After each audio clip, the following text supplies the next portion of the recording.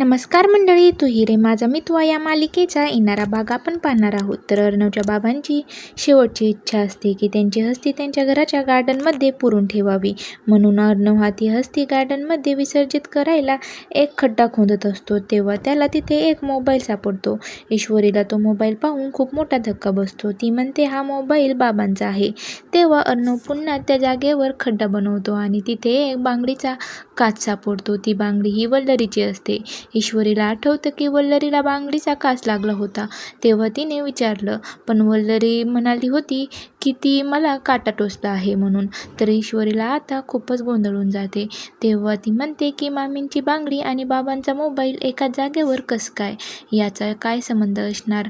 तर ईश्वरीला कळेल का वल्लरीचं सत्य हे पाहणं खूपच रंजक ठरणार आहे. अशाच मालिकेचे नवनवीन व्हिडिओ पाहण्यासाठी चॅनलला लाईक, शेअर आणि सबस्क्राईब नक्की करा.